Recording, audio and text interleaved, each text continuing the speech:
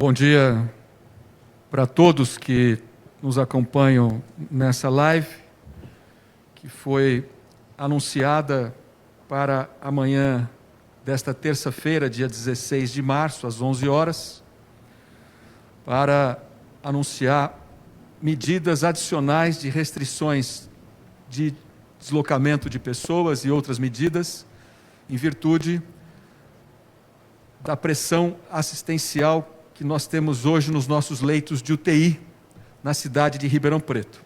Me acompanham nessa live o secretário de Governo, Antônio da Azabud, e o secretário Santos Carpellini, secretário da Saúde e coordenador do Comitê Técnico de Contingência da nossa cidade. Vou pedir para colocar a apresentação para que os que estiverem nos acompanhando possam... Isso. Nós vamos atualizar os dados inicialmente. Muito bem.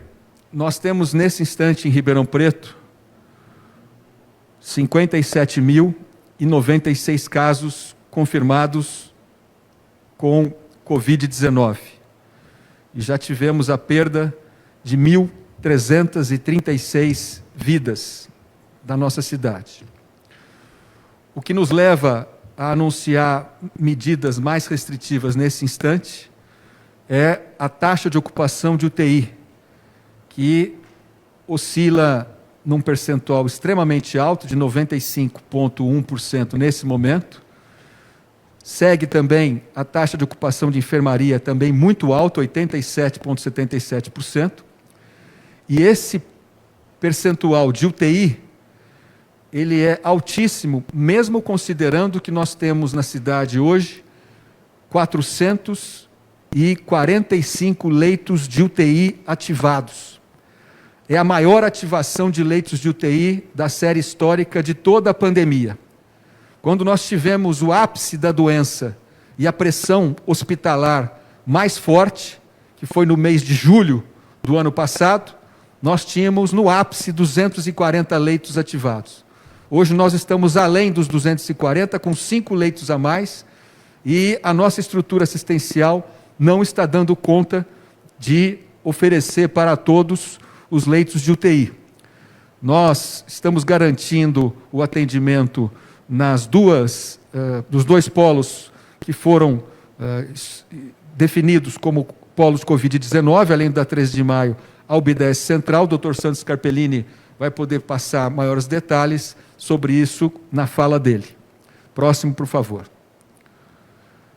Nós estamos vacinando. Ribeirão Preto é a 5ª ou 6ª maior cidade em vacinação do estado de São Paulo. Nós já aplicamos mais de 70.765 doses, sendo 49.160 a primeira dose, e já foram vacinados, já com a segunda dose definitivamente, 21.605 pessoas. Próximo. A sequência da vacinação, ela vai se dar à medida com que as vacinas forem chegando, à medida com que a nossa estrutura de vigilância sanitária for recebendo a logística dessas doses. Nós iniciamos no dia 8 de fevereiro a vacinação de 90 anos ou mais. Na sequência, em 11 de fevereiro, já foram vacinados as pessoas de 85 a 89 anos. No dia 1º de março, iniciou-se a vacinação dos 80 a 84 anos.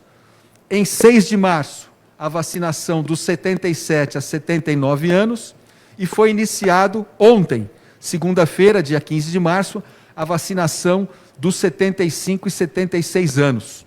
A segunda dose já foi iniciada dia 5 de março para os que já tinham recebido com 90 anos ou mais, e iniciados a segunda dose agora, na semana passada, dia 10 de março, para os 85 a 89 anos. Próximo.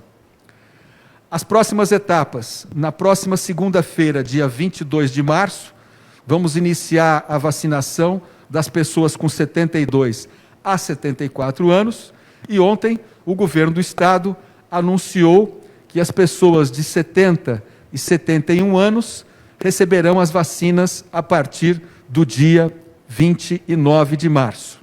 Próximo. Esse gráfico, ele é a última atualização dos indicadores de capacidade hospitalar e de evolução da pandemia em todas as regiões do estado. Eu recebi, porque pedi essa informação ontem do secretário de Desenvolvimento Regional, que me passou, o Marco Vignoli. Vocês podem perceber que Ribeirão Preto, no dia de ontem, estava na DRS, na Divisão Regional de Saúde, com 87,2% de taxa de ocupação média dos últimos 7 dias.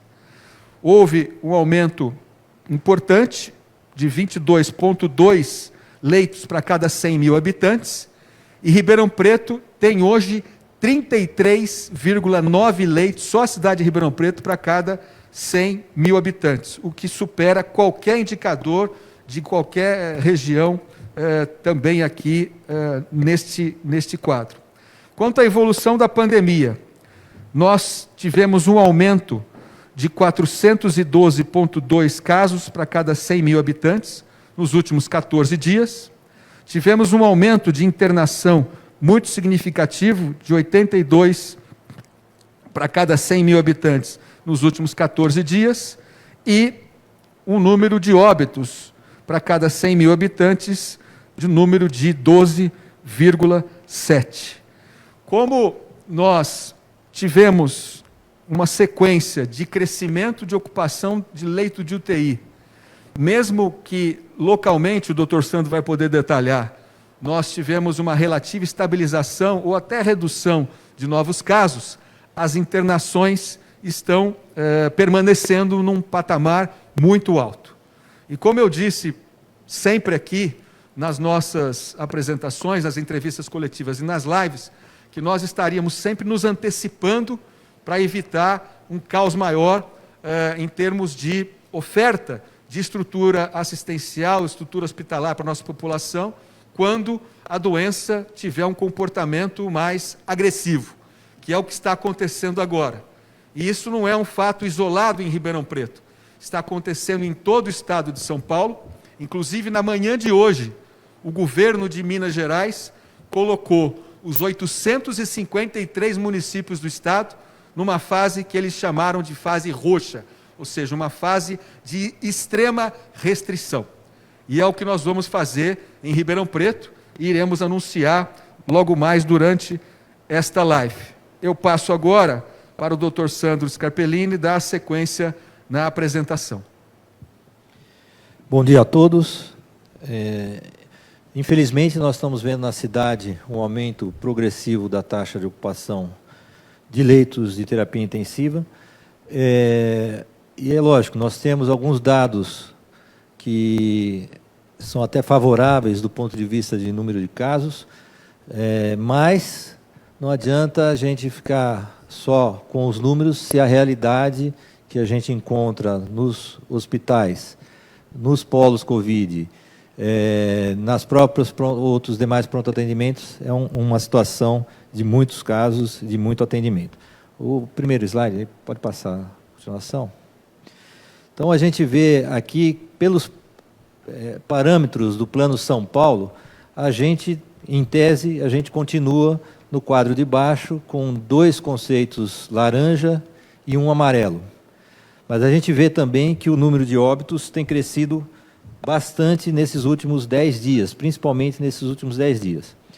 E lá em cima, no quadro de cima, a gente vê que o número de leitos de ocupação de CTI, que é um dos parâmetros significativos do Plano São Paulo, está vermelho e tem estado vermelho também nos últimos 10 a 15 dias.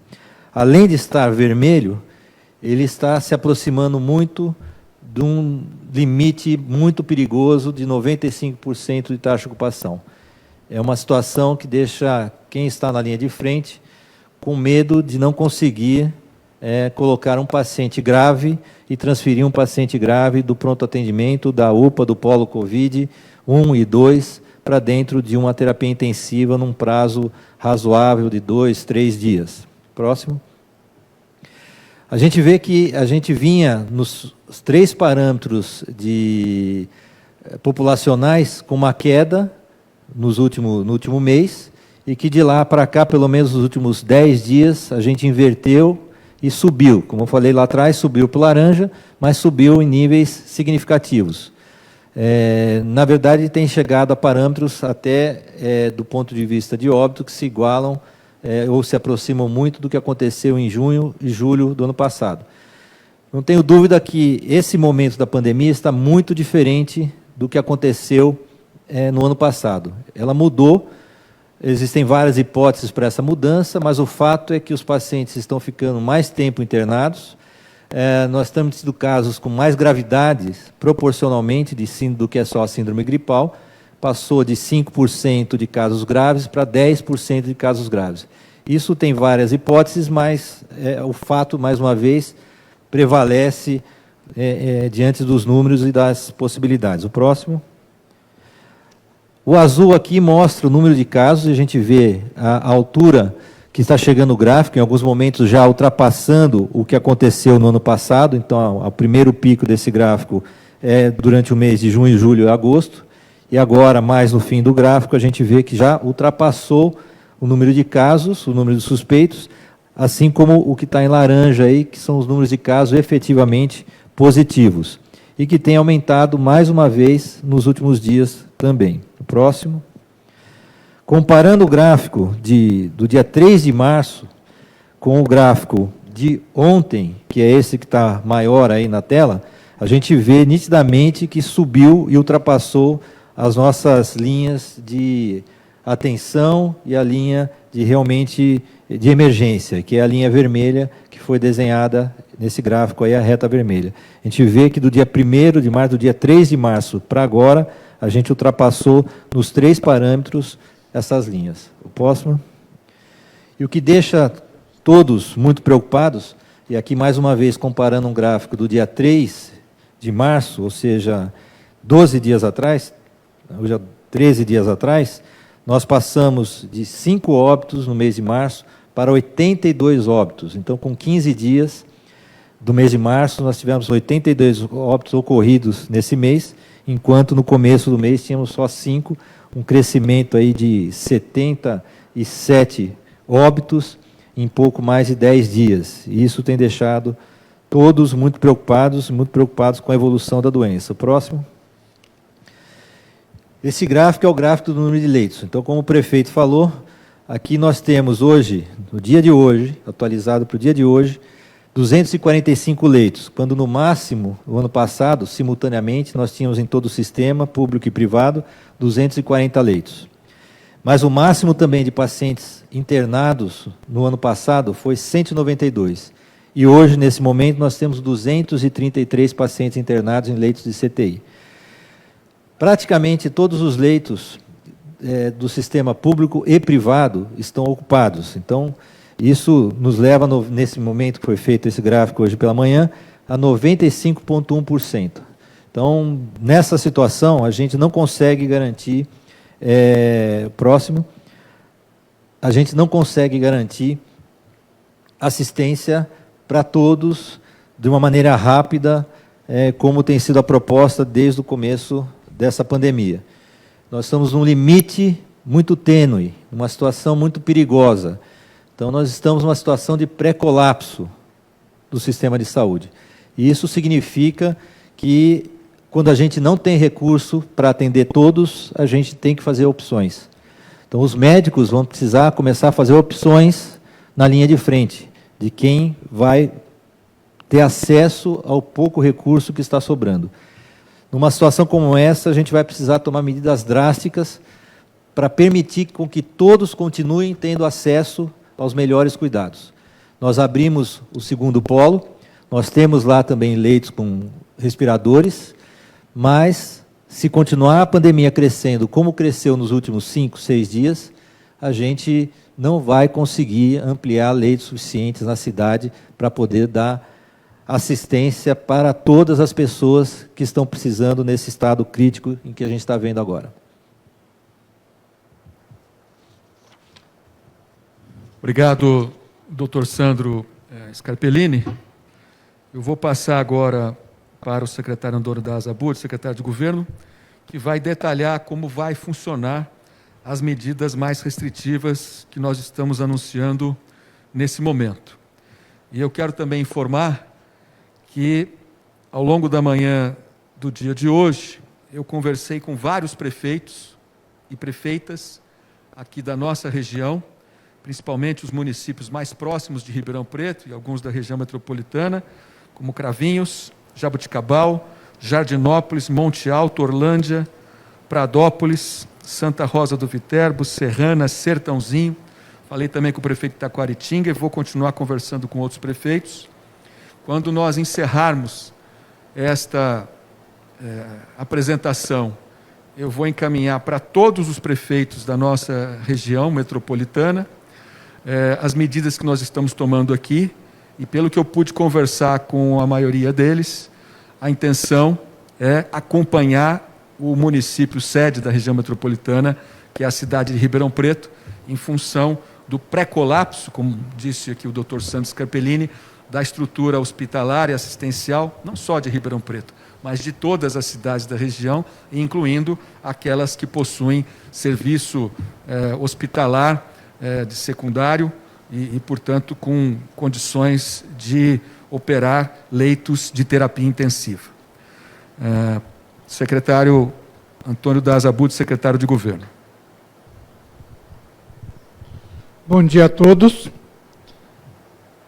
A partir de amanhã, nós passaremos a ter uma situação mais restritiva em Ribeirão Preto. Hoje estaremos publicando o decreto onde essas medidas serão explicitadas. Mas peço a colocação dos primeiros slides.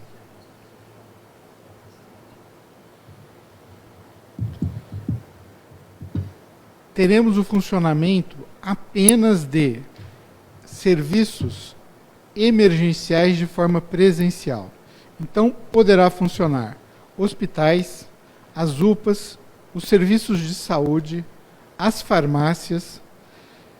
Os serviços de alimentação somente poderão funcionar através do delivery. Então, supermercados, hortifrutis e demais atividades semelhantes, além de entrega de gás e delivery de restaurantes, não poderão funcionar de forma presencial. Todas essas atividades estarão fechadas e, internamente, supermercados e similares poderão funcionar com 30% de sua capacidade para o atendimento do delivery e os restaurantes com 50% de sua capacidade para o delivery de alimentação. Todas as demais atividades estão suspensas e não é permitido nem delivery, nem drive-thru, nem take-out de nenhuma dessas outras atividades. Continuam funcionando a coleta de lixo, os cemitérios e serviços de funerárias. Os postos de gasolina terão horário reduzido. Eles poderão funcionar das 6 da manhã às 20 da noite. Os serviços bancários e similares também estão suspensos, podendo funcionar apenas o autoatendimento com regras específicas.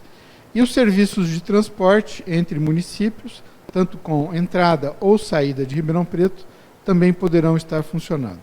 Próximo. O que não pode funcionar? Todos os serviços de bancos e lotéricas de forma presencial. O transporte coletivo também estará fechado.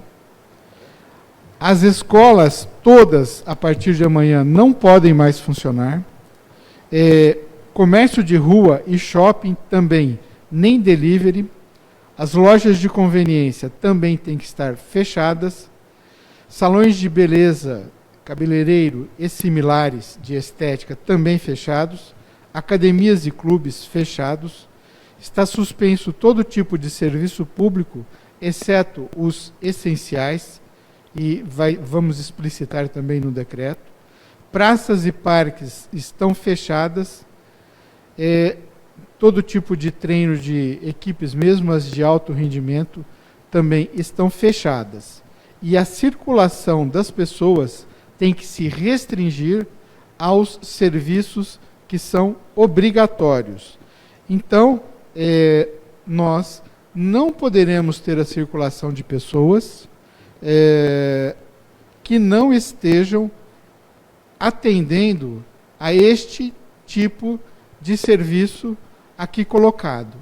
E quando isso acontecer, as pessoas deverão comprovar o motivo de estarem circulando.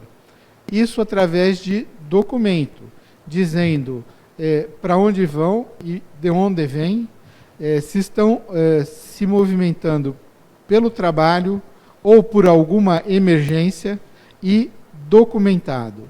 Ou seja, o funcionário que estiver indo ou voltando para o seu trabalho deve ter alguma forma de comprovar isso, ou com uma declaração do seu empregador, ou com algum documento que comprove esta necessidade.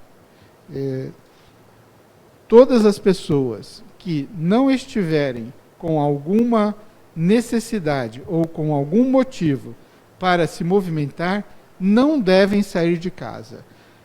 Realmente é uma restrição mais forte possível na tentativa de evitar a circulação das pessoas. Importante entender também que os serviços públicos da Prefeitura serão suspensos, tanto os da Prefeitura quanto os estaduais e os federais,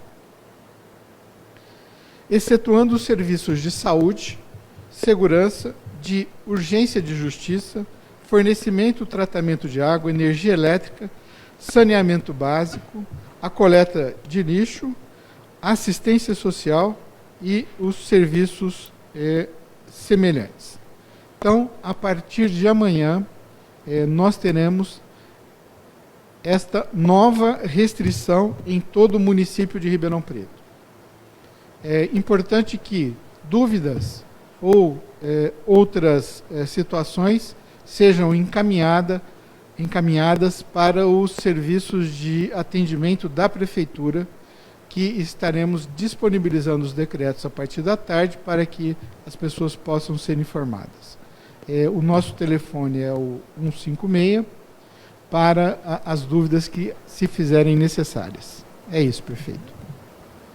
Obrigado, secretário da Asabud. Essas medidas, ora anunciadas, elas vão valer para os próximos 5 dias, a partir da quarta-feira até o próximo domingo. Nesses próximos 5 dias, a estrutura assistencial da cidade, a Secretaria da Saúde, junto com toda a nossa equipe, vai acompanhar como está se dando a evolução da doença, novos casos, internações e óbitos, para que na segunda-feira nós venhamos a anunciar outras modificações, ou se a coisa de fato arrefecer, melhorar, a gente tende, portanto, a retomar outras atividades que estão em funcionamento hoje e que deixarão de funcionar a partir de amanhã até no domingo, para que nós possamos conter a contaminação, segurar as internações e evitar maiores problemas, como foi lembrado aqui pelo Dr. Sandro, sob o aspecto de fazer escolhas difíceis na hora de oferecer o tratamento. E o que nós queremos é dar a todas as pessoas, indistintamente, todo o apoio assistencial possível. E a situação está tão grave que mesmo aquele que tem um plano de saúde ou for uma pessoa rica, não vai ter leito para ser internado se essa pessoa ficar doente. Nós estamos cuidando da cidade toda, para não deixar ninguém para trás. Então, as medidas estão sendo anunciadas, são medidas difíceis, mas necessárias nesse momento, para que nós possamos superar essa extrema dificuldade gravíssima que nós estamos vivendo nesse momento, com muita responsabilidade, com atitudes ativas, tomando decisões duras, mas sem deixar de tomá-las e contando com o apoio de toda a nossa população de Ribeirão Preto. É público e notório, simplesmente aqueles que têm acesso às informações estão vendo tudo o que está acontecendo no Brasil e no mundo todo. E enquanto nós não vacinarmos o maior número possível de pessoas, nós vamos ter que tomar atitudes difíceis quando essas ondas mais graves da doença tomarem conta das nossas cidades ou do nosso país. Para vocês terem uma ideia, nós estamos chegando agora próximo da vacinação das pessoas com 70 anos ou mais, né? As pessoas com 70 anos ou mais, que serão vacinadas até o dia 29 de março, quando se inicia a vacinação dessas pessoas, elas compreendem 58% das pessoas que vêm a óbito nos nossos hospitais. E à medida com que nós chegarmos também nas pessoas com 60 anos ou mais, nós vamos estar atingindo um percentual de 81% das pessoas que falecem na cidade de Ribeirão Preto. Portanto, é importantíssimo que nós possamos dar a oportunidade para todos chegar até lá e poder ser vacinado, né, até atravessar essa onda dificílima que nós estamos vivendo nesse instante. Agora nós vamos passar para as perguntas dos veículos de imprensa, que nos encaminharam as perguntas até às 10h30, conforme combinado com a assessoria de comunicação da Prefeitura de Ribeirão Preto, e eu vou iniciar com as perguntas do Leonardo, que é um jornalista do jornal A Cidade, que faz a seguinte pergunta: chegou a informação que na última sexta-feira, dia 12, o governador João Dória conversou com deputados e disse que estudava a abertura de um hospital de campanha em Ribeirão Preto. A situação foi discutida com a Prefeitura? Existe essa possibilidade? Vou passar essa pergunta para que o doutor Sandro possa responder. Bom, com a Prefeitura não foi discutido a abertura de hospital de campanha. Mas, mais uma vez, né, nós precisamos dizer que o nosso problema não é abrir uma tenda, um hospital improvisado. O Hospital das Clínicas, hoje mesmo, em reunião pela manhã, o Hospital das Clínicas tem um andar inteiro que a gente pode montar como CTI, um andar inteiro do Hospital das Clínicas.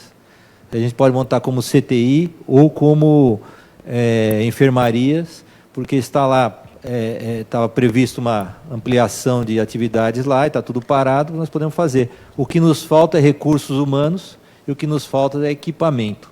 Então, é o que mais nós precisamos nesse momento: equipamentos, respiradores, monitores e, sobretudo, recursos humanos disponíveis para poder trabalhar com Covid.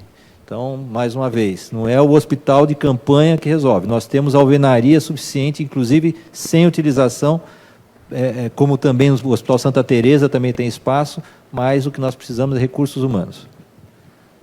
Próxima pergunta, por favor. Também do Leonardo, do Jornal Cidade. O município conta com estoque suficiente de oxigênio para o atendimento dos pacientes com Covid-19? Como está o estoque da UPA da 13 de Maio e o polo novo Covid da UBS Central? Nós não temos problema de fornecimento de oxigênio, né? Também é uma questão de estoque, porque ele é reposto quase que cada 2, 3 dias. Nós temos contrato com as empresas, duas grandes empresas, não temos tido problema de suprimento de oxigênio. Inclusive, hoje, na UPA, no Polo Covid Central 2, nós estamos trocando por um tanque maior para a empresa poder deixar mais oxigênio a cada vez que eles vêm fazer um carregamento para a nossa unidade. Próxima pergunta, também do Leonardo, Jornal Cidade. Há 2 semanas, a Prefeitura de Ribeirão Preto optou por seguir as regras da fase laranja. Acredita que isso interferiu na continuidade da transmissão do coronavírus? Doutor Sandro. Mais uma vez, eu mostrei os gráficos, principalmente aqueles 3 gráficos que mostravam que há 3, 4 semanas a gente estava numa queda bastante significativa e a gente estava seguindo exatamente as propostas do Plano São Paulo.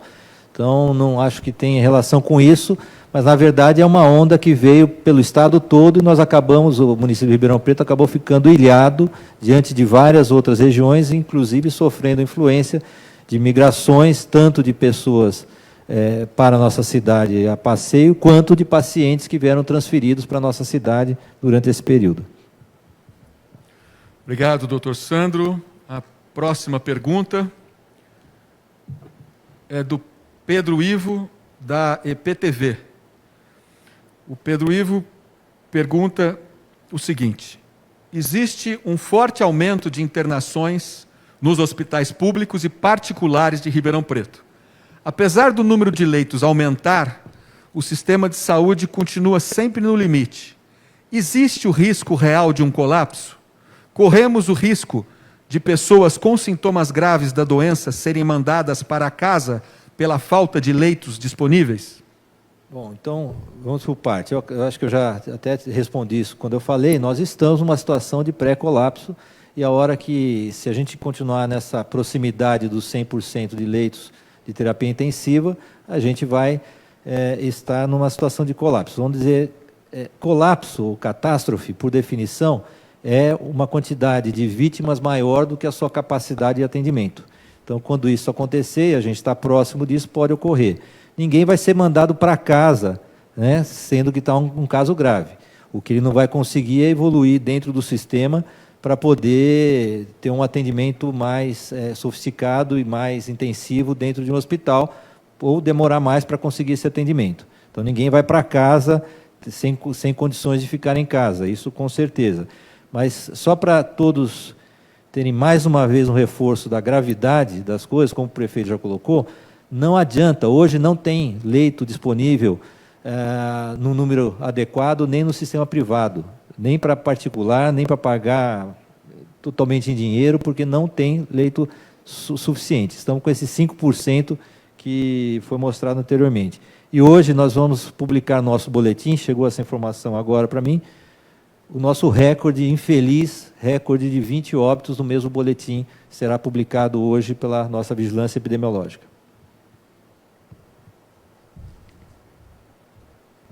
Obrigado, doutor Sandro. Próxima pergunta. A pergunta é do jornalista Rafael Pasquim, da TV Record. Ontem, Ribeirão Preto registrou 100% de ocupação de leitos Covid nos hospitais da rede pública. Em entrevista ao SP Record, o superintendente do Hospital das Clínicas, Benedito Maciel, falou na possibilidade de colapso nos próximos dias. Hoje, até às 10 horas, a taxa baixou um pouco. Na rede pública, a ocupação é de 94,53%, segundo o site leitoscovid.org. A Prefeitura estuda a possibilidade de transferência de pacientes para outras cidades, abertura de mais leitos, ou ainda aumentar a parceria com a rede privada para atender a demanda? Doutor Sandro. Mais uma vez, acho que mais uma pergunta já foi respondida. A parceria que nós conseguimos, que nós temos com a rede privada, são os 10 leitos que nós temos no Hospital Ribeirânia. Os demais hospitais estão no seu limite, os privados estão no seu limite, eles não têm mais leito, nem que eles quisessem, nesse momento, fazer mais parceria com o público, eles não conseguiriam, porque eles não estão dando conta da demanda dos próprios hospitais privados. Com relação à transferência para outros municípios, isso sempre é cogitado diariamente, não é cogitado, na verdade, é a sistemática que ocorre diariamente. Então, quem decide e procura transferência para pacientes entre regiões, fora da DRS, é o sistema do Estado, que chama CROSS. Esse sistema funciona 24 horas e ele vai procurar vaga onde tiver no Estado para o paciente de cada cidade. O que acontece é que o Estado inteiro está com próximo de 90% a 95% de taxa de ocupação. Então, tirar um paciente daqui e levar para outra cidade só quando tiver vaga também na outra cidade. Mesmo hoje cedo, a gente viu que Franca, que houve um grande aumento de leitos porque transformaram o AME local em CTI, já estava de novo beirando 85% de taxa de ocupação. Então, essa que é a situação atual. Então, transferência nunca deixou de ser cogitada ou foi proibida ou qualquer coisa assim. Só que depende também do fluxo de paciente e de vagas nas demais regiões do Estado. Obrigado, doutor Sandro. Vamos passar agora para a próxima pergunta, também do Rafael Pasquim, da TV Record. E ele pergunta o seguinte: nos bairros periféricos, alguns comerciantes mantêm abertos serviços não essenciais. A fiscalização vai aumentar? Qual o balanço até agora de notificações? Quantos estabelecimentos foram lacrados? Qual a punição para os proprietários? Vou pedir para o secretário Antônio Abud responder. Com certeza, com esse novo formato, a fiscalização vai ser facilitada, porque agora não são apenas os serviços não essenciais, são todos os serviços que não podem mais funcionar de porta aberta.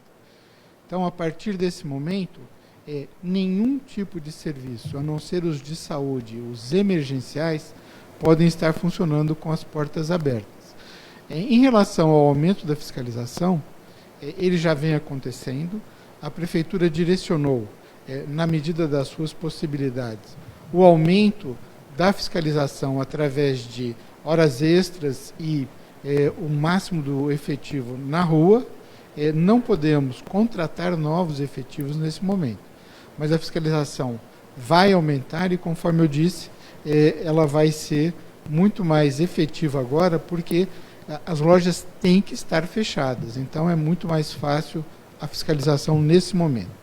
Em relação ao balanço do que foi feito nesses últimos dias, a Guarda Civil Metropolitana os apresentou. Eu não tenho na mão aqui agora os dados exatos, mas a gente divulga assim que possível.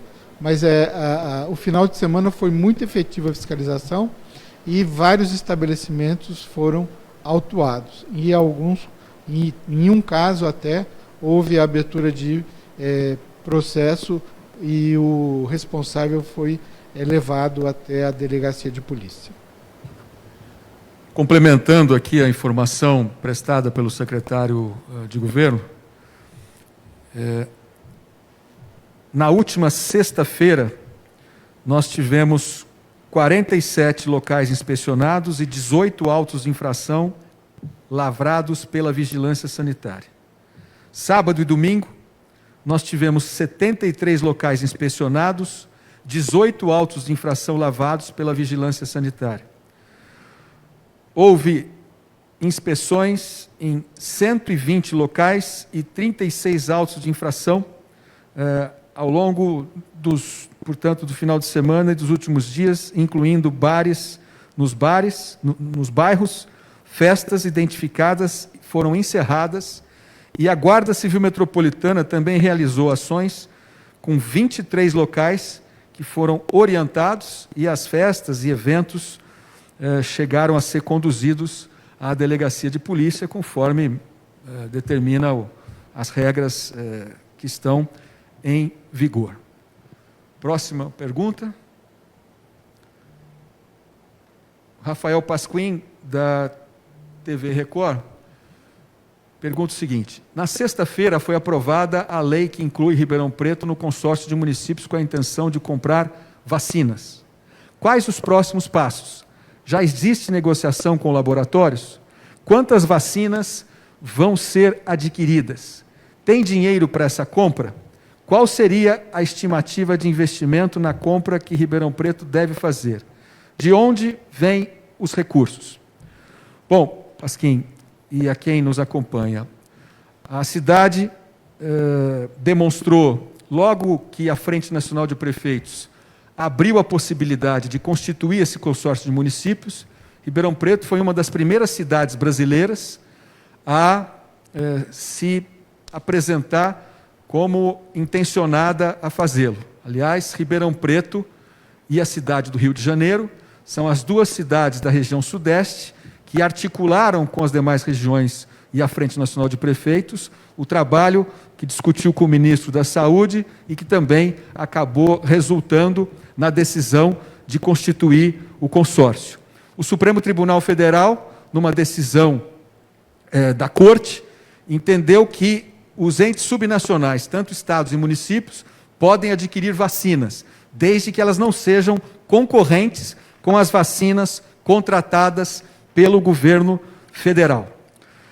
No dia de ontem, o ministro Eduardo Pazuello fez uma entrevista e anunciou que, além dos contratos em vigor e em oferta de vacinas já em andamento da AstraZeneca Oxford com a Fiocruz do Rio de Janeiro e a Sinovac junto ao Instituto Butantan de São Paulo, além desses dois, eles têm também contratos com a Pfizer, com a Janssen, com a Covaxin, com o consórcio Covax, com a Sputnik V e outras vacinas que caminham também para a contratação. Como é que vai funcionar o consórcio de prefeituras? Até o dia 19 de março, portanto, até sexta-feira, a Frente Nacional de Prefeitos vai estar recebendo as leis e os seus respectivos autógrafos daquelas que foram aprovadas pelas câmaras municipais dos municípios que demonstraram interesse em participar. Até sexta-feira vai se levantar quais são os municípios que mandaram as leis.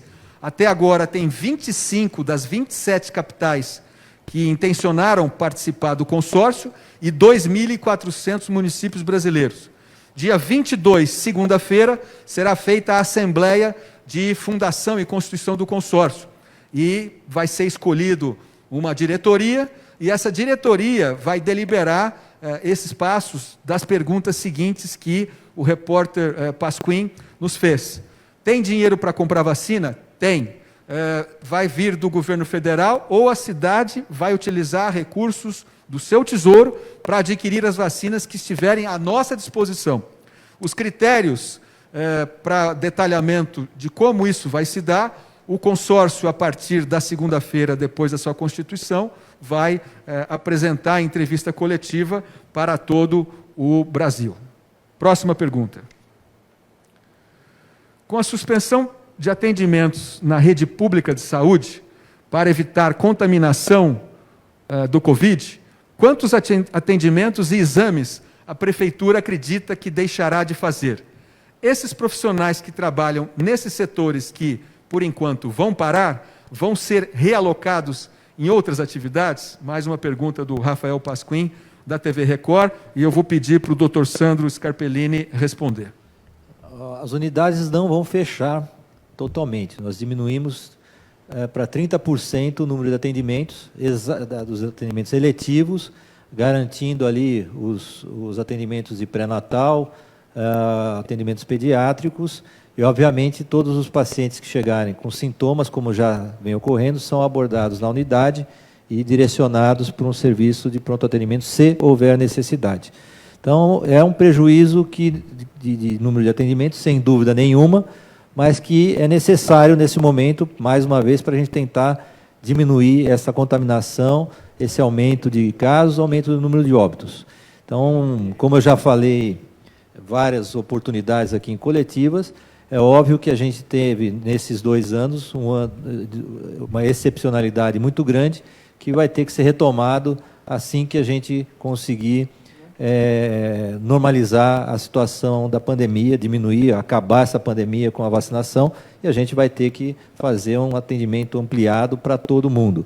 O importante agora é que tudo aquilo que pode ser adiado, mesmo do ponto de vista de saúde, por algum tempo, deve ser adiado para que a gente não se exponha outras pessoas, principalmente pessoas idosas, ao risco de se contaminar e ter uma evolução ruim, como nós estamos vendo nesses últimos dias.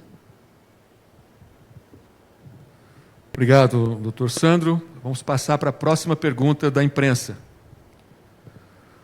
Agora, o jornalista Eliezer Guedes, do jornal Tribuna, pergunta: segundo a Transerp, atualmente o transporte coletivo da cidade está operando com 80% da frota. A cidade tem 354 veículos e, portanto, estariam em operação 203. Hoje a Câmara deve votar um projeto de lei que obrigaria o consórcio pró-urbano, caso o projeto seja aprovado e sancionado pela Prefeitura, a não transportar passageiros em pé. O que a Prefeitura planeja para evitar aglomeração no transporte coletivo, como tem acontecido atualmente?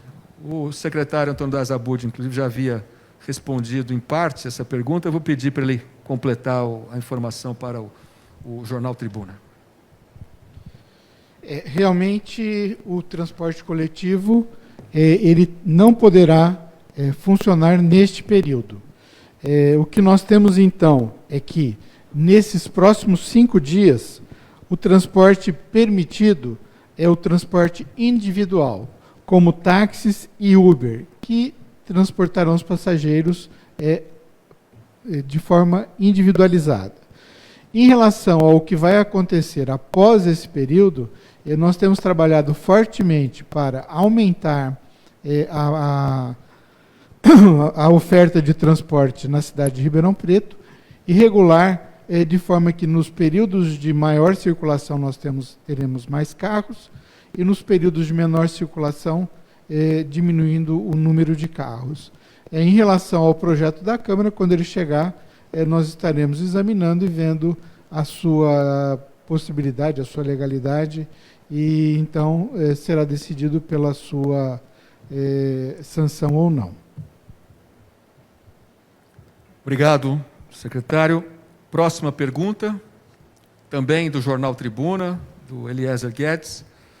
A Secretaria Municipal da Saúde suspendeu, a partir de hoje, quase todos os atendimentos nas unidades básicas de saúde como forma de evitar a transmissão do coronavírus. Ontem, a rede pública hospitalar da cidade registrou 100% de ocupação dos leitos de UTIs para a Covid. Várias cidades do estado, como São José do Rio Preto, falam em decretar lockdown.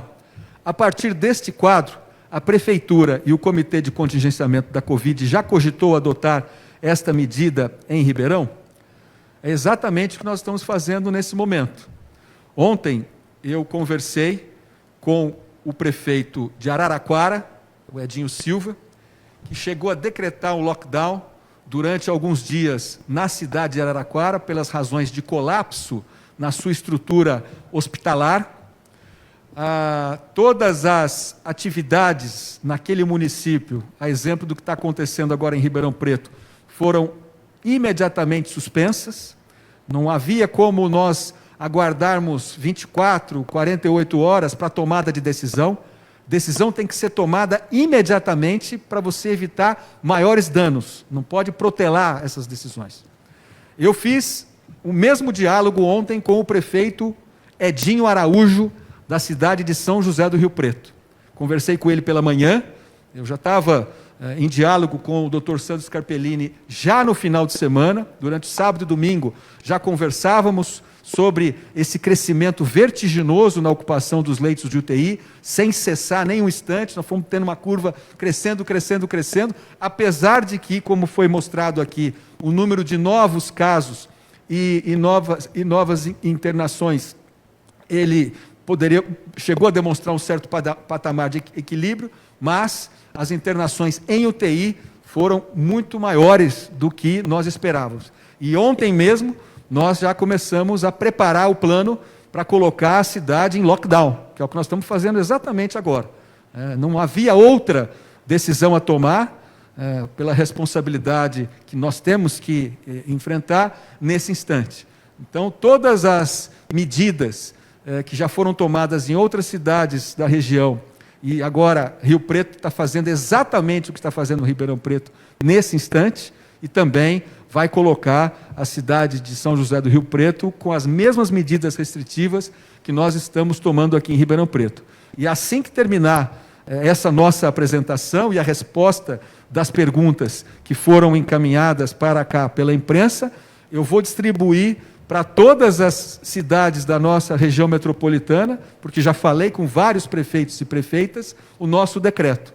E certamente muitos deles, pelas situações que encontram seus municípios, do ponto de vista local, em caos semelhante na estrutura hospitalar como se encontra em Ribeirão Preto, deverão nos acompanhar, o que é muito bom, porque nós teremos uma região expandida, com medidas de distanciamento, com medidas emergenciais, até o próximo domingo, que é o tempo que nós vamos levar para avaliar como é que vai se comportar a doença e principalmente as internações em UTI até o próximo domingo, para que nós possamos apresentar outras decisões, mais relaxadas ou mantendo as restrições na próxima segunda-feira. Agora eu vou passar para o Dr. Sandro, para ele fazer os comentários sobre essa questão apresentada pelo Eliezer do Jornal Tribuna. Acho que o que nós já comentamos anteriormente. Na verdade, a realidade da ocupação dos leitos de CTI na nossa cidade é que tem levado realmente a essa situação de preocupação e uma necessidade de uma medida de imediato para a gente poder tentar, nesses próximos 5 dias, conter o crescimento de novos casos e, portanto, levar ali com as evoluções dentro das unidades de terapia intensiva, que a gente consiga baixar para um patamar que permite a garantia de que a gente vai tratar todo mundo na hora adequada dentro da nossa cidade. Então, o objetivo dessas medidas, os objetivos são esses, né? E o principal dado é o número de ocupação. Nesse momento, não faz diferença se o paciente que está na terapia intensiva é Ribeirão Pretano ou se veio de Uberlândia ou de Uberaba, que também está na mesma situação. O que interessa é que o leito não está disponível numa quantidade suficiente para a gente ter segurança de dar atendimento a todo mundo que ficar doente nesse período. E essa acho que é a principal base para a gente precisar tomar essa medida de lockdown, que, na verdade, nenhuma cidade do Brasil fez ainda, com exceção de Araraquara, quase como tem sido feito na Europa. Agora a Itália, mais uma vez, está propondo um lockdown, você vê que é a terceira onda pela Itália, e aqui, acho que no Brasil, foram vários tipos de fechamento, mas nenhum que se propôs a fazer uma parada quase que total de todas as atividades. E é uma necessidade absoluta nesse momento, como única medida para a gente ganhar tempo e vacinar mais pessoas na nossa cidade. Obrigado, Dr. Santos Capellini. Vamos seguir para a próxima pergunta. Agora, a Nayana Kennedy, da CBN Ribeirão, pergunta: no atual momento da pandemia, a Prefeitura pode autorizar a realização de treinos e jogos de competições esportivas, como o Paulista Série A1 e A3, que contam com a participação do Botafogo e Comercial? Eu vou pedir para o secretário Antônio Abud responder e ele também passar fazer um apanhado geral sobre esses aspectos de atividades esportivas, sejam competições profissionais ou não. Já foi suspenso pelo próprio governo estadual todos os campeonatos, mesmo os profissionais. Então, nós não podemos ter nem o funcionamento dessas competições de alto nível e nem o funcionamento dos campos de futebol, quadras esportivas ou qualquer tipo de atividade esportiva neste momento.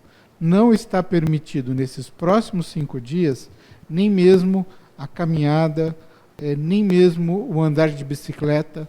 Todas essas atividades devem ser evitadas neste período e é importante que o que nós temos que transmitir fique em casa, independente do tipo de atividade que não for das permitidas, todas as demais não devem ser efetuadas nesse período dos próximos 5 dias. Nenhuma atividade física está permitida neste período.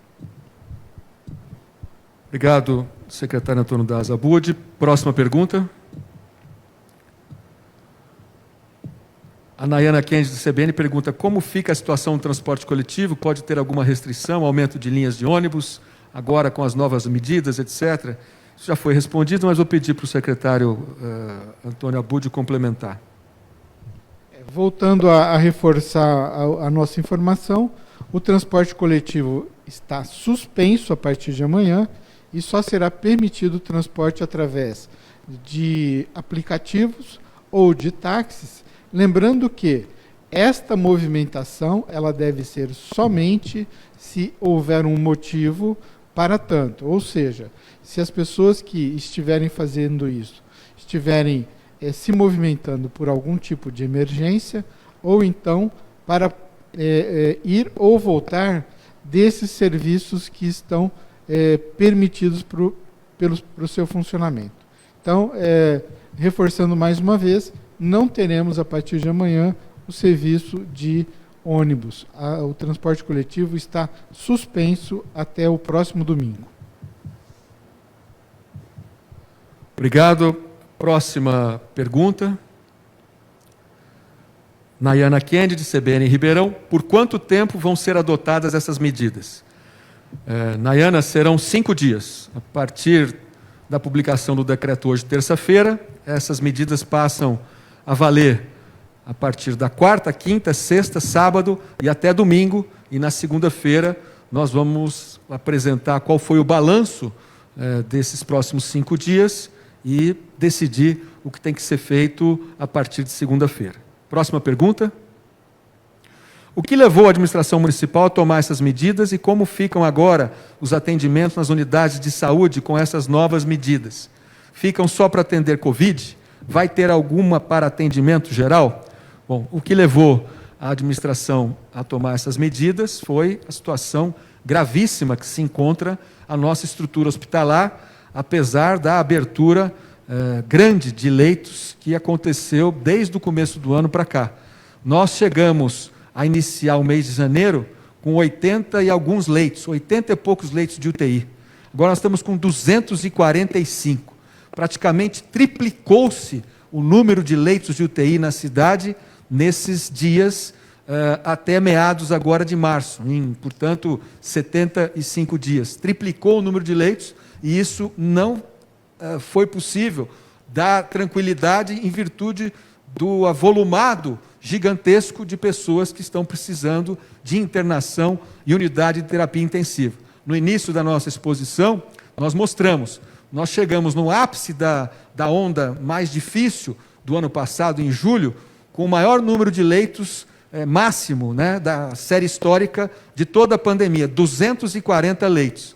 Agora nós estamos com 245 leitos e não estamos dando conta de segurar a necessidade de internação. Por isso que a administração municipal tomou essa decisão, e ela está sendo anunciada nesse instante. E eu peço para o doutor Sandro complementar como ficam as medidas nas unidades de saúde, se ficam só para atender Covid ou se vai ter alguma para atendimento geral. Bom, vamos tentar explicar, esclarecer isso. Nós temos nesse momento, dois polos Covid. Então, a 13 de maio e a UBS Central, lá do lado da rodoviária. Essas duas unidades estão exclusivas para atendimento Covid. Então, se chega alguém nessas unidades com sintomas respiratórios, ele vai ser avaliado. Se houver suspeita de Covid, vai ser colhido o exame e vão tomar as medidas que são necessárias para o início ali do acompanhamento. Se chegar alguém nessas unidades com dor nas costas, ele vai ser redirecionado para outra unidade. Então, se tiver alguma coisa que não é sintoma respiratório e que não seja, obviamente, uma urgência absoluta, foi atropelado ali perto, está com queixa de infarto, é óbvio que vai ser atendido ali também e redirecionado. Mas se for uma coisa, uma queixa que pode ser redirecionada, vai ser redirecionado. Vai ser redirecionado para a UPA Oeste, da Cuiabá, para a UPA Norte e para a UPA da Vila Virgínia, que continuam funcionando normalmente em caráter geral. Mesmo nessas unidades, se alguém chega com sintoma respiratório na UPA Norte, ele vai ser avaliado, vai ser analisada a possibilidade de ser Covid, e se precisar de tratamento, aí ele é transferido para um dos polos Covid. As demais unidades todas, elas estão abertas com aquelas restrições. Suspendemos agendamentos pelo hora marcada, e vai ser um atendimento de algumas coisas essenciais, como pré-natal e acompanhamento e puericultura, naqueles casos que são, obviamente, uma gravidez não pode esperar para a gente retardar o acompanhamento. As pessoas que chegam nas unidades básicas com sintomas respiratórios vão ser avaliadas. Se houver suspeita de Covid, ela é transferida, direcionada para um dos dois polos Covid. Então, assim que funciona, que na verdade já está funcionando desde o começo da pandemia dessa maneira. Todas as unidades fazem uma triagem na porta, e se a pessoa tiver sintomas respiratórios, ela é direcionada para um lado da unidade e ali faz uma avaliação. Se o caso tiver alguma suspeita maior de Covid, ele é direcionado para uma investigação nos polos Covid. Próxima pergunta, também da CBN Ribeirão, da Nayana Kennedy. E a Nayana pergunta, e sobre a fiscalização na cidade, vão ser feitas contratações para reforçar o trabalho? Nayana, hoje pela manhã eu conversei também com o Ministério Público, com o doutor Vanderlei Trindade. Ministério Público, Vigilância Sanitária Municipal, Vigilância Sanitária Estadual, Fiscalização Geral, Polícia Militar, Polícia Civil, Guarda Civil Metropolitana, todos esses órgãos já estão funcionando com a estrutura de força-tarefa já há várias semanas. Essas estruturas vão se manter. Não serão feitas novas contratações, mas todas as horas extras necessárias para garantir o amplo trabalho de fiscalização e de orientação por parte dessas estruturas de fiscalização e controle já estão liberadas. Então, a fiscalização vai atuar para garantir que nós tenhamos, portanto, essas medidas respeitadas, para que a gente possa ter o mínimo de volume de pessoas doentes e, por consequência, pessoas que possam vir a falecer por falta de assistência hospitalar. Próxima. Bom, agora vou fazer uma pergunta aqui do Marcelo Toledo, da Folha, e ele diz o seguinte: Araraquara tomou as mesmas medidas em fevereiro e classificou o pacote de restrições como lockdown. Como a Prefeitura classifica essas restrições tomadas agora? Bom, Marcelo, as medidas são as medidas necessárias, né, para que a gente possa minimizar ao máximo as dificuldades de oferta de atendimento para as pessoas na rede hospitalar e que a gente possa preservar vidas. São medidas excepcionais, que têm um período de vigência até domingo, e até lá nós vamos reavaliar toda essa situação, para que nós possamos vislumbrar, se Deus quiser, caminhar para uma nova normalidade a partir da semana que vem, se possível, levando em conta todas essas decisões que nós estamos anunciando. E isso não é só Ribeirão Preto, são as principais cidades do interior do estado, como eu já citei aqui, Rio Preto segue na mesma direção, o estado de Minas Gerais está fazendo isso em todas as 853 cidades daquele estado, e é uma decisão necessária para que nós possamos, portanto, garantir que as pessoas possam ter a assistência hospitalar. Bom, eu vou passar agora a palavra para o Antônio da Asabud, para fazer um apanhado, um resumo geral, inclusive sobre como fica o funcionamento nos locais de abastecimento no dia de hoje, antes do fechamento de amanhã, quarta-feira. Estamos recebendo uma enormidade de perguntas, então eu vou procurar fazer um resumo e responder a todas de uma só vez. Veja bem, sim, os supermercados vão fechar a partir de amanhã. Não só os supermercados, as padarias, todas as outras atividades de alimentação só poderão funcionar através do delivery, ok? Então, não haverá funcionamento de nenhuma dessas atividades a partir de amanhã. Também fecham todos os demais serviços que não são de emergência. Então, não poderão funcionar escritórios, não poderão funcionar contabilidades, não poderão funcionar nenhum tipo de serviço que não seja emergencial a partir de amanhã. Oficinas mecânicas devem fechar? Sim, oficinas mecânicas devem fechar. Os demais serviços de logística, todos devem fechar, excetuando o recebimento ou saída de mercadorias, que são intermunicipais. O restante deve ser fechado. Os postos de combustível, estes não. Esses continuarão abertos das 8 às 20 horas. Mas as lojas de conveniência, das 6 às 20 horas, perdão. As lojas de conveniência devem fechar. As indústrias, a construção civil, deve parar durante esses 5 dias, a não ser nos casos em que a estrutura e os respectivos equipamentos ou máquinas impliquem em perecimento de produtos ou dano ao seu funcionamento. Então, aquelas indústrias, aqueles serviços que não podem parar por terem o problema de funcionamento dos seus equipamentos, ou por frio, ou por situação semelhante, pode funcionar. Os demais devem encerrar suas atividades durante esses 5 dias. Outra pergunta que eu recebi também foi a respeito dos hotéis. Os hotéis podem continuar funcionando, porque não tem como colocar os seus hóspedes para fora ou aquelas pessoas que estão em trânsito. Mas não podem funcionar os seus restaurantes e atividades ligadas a ele. Então, fazendo um resumo, a partir de amanhã, somente o funcionamento de porta aberta de farmácias e estabelecimentos de saúde. Todos os demais devem fechar. E os serviços de alimentação poderão funcionar através do delivery, com 30% de sua capacidade de funcionários para todos os serviços, e os restaurantes 50% de sua capacidade. Nós sabemos que isso vai provocar um acúmulo de compras durante o dia de hoje. Então, os supermercados, os varejões, os hortifrutis têm, então, hoje, a possibilidade de estar funcionando até às 22 horas.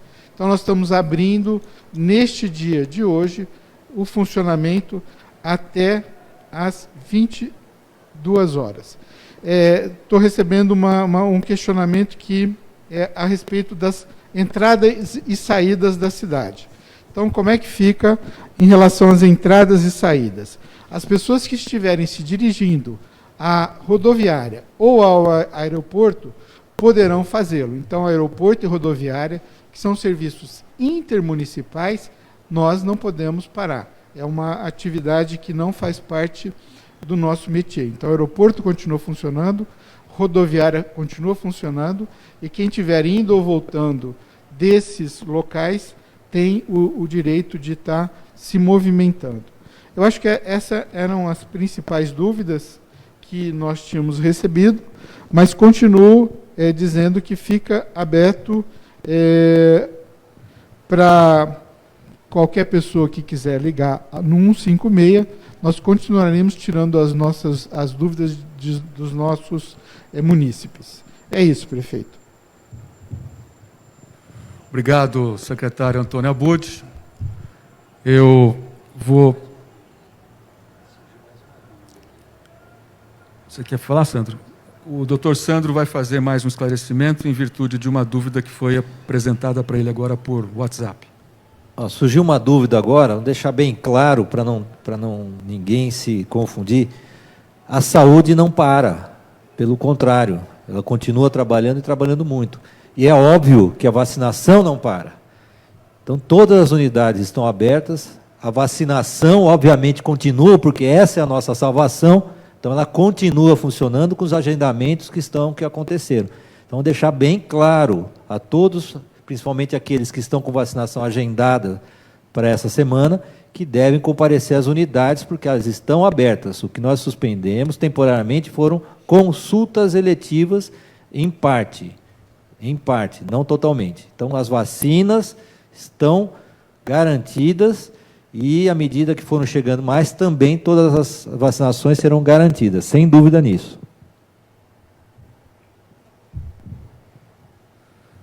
Bom, quero agradecer mais uma vez o secretário Antônio Das Abud, secretário de Governo, o secretário Sandro Scarpellini, que colaboraram conosco para prestar essas informações e anunciar as medidas que vão vigorar nos próximos 5 dias, em virtude da situação pré-colapso que encontra o nosso sistema hospitalar. Durante todo esse período de pandemia, nós tomamos decisões. Muitas delas decisões difíceis, mas elas foram tomadas. Nós acertamos e nós erramos, mas todas as vezes nós procuramos fazer o melhor para que a nossa cidade pudesse ter, com todas as dificuldades que essa pandemia nos impõe, o menor número de dificuldades possíveis. Infelizmente, nós não conseguimos atender a tudo e a todos. Mas o principal foi que a todo instante as nossas decisões foram na direção de procurar trazer a melhor saúde para aqueles que eventualmente vierem a ficar doentes. E essa é a decisão que nós temos que tomar agora, para que aqueles que precisarem de um leito de UTI possam ter esse leito, sem poder fazer com que os médicos, os profissionais de saúde, tenham que vir a escolher aquele que vai para os equipamentos e aquele que não vai poder ir para os equipamentos. Isso vai passar. Eu tenho plena convicção de que nós vamos, à medida com que a vacinação for avançando e a vacina funciona, nós vamos ter cada vez menos problemas com essas ondas. Mas elas estão por surgir. E essa nos pegou numa situação muito difícil. E não havia outra decisão a ser tomada, decisão difícil, decisão dura, do que essa que nós estamos tomando agora. E eu espero contar com a colaboração da maioria do povo de Ribeirão Preto. Eu sei que a gente não consegue agradar a todos, não há unanimidade numa situação tão crítica e tão difícil como essa que nós estamos vivendo, mas é a situação possível que nós temos que enfrentar nesse momento. E a decisão foi tomada. É melhor decidir do que se omitir nesses momentos difíceis. E isso nós jamais vamos fazer. Nós vamos sempre enfrentar o que tiver que ser enfrentado. Obrigado a todos e uma boa terça-feira para todos vocês.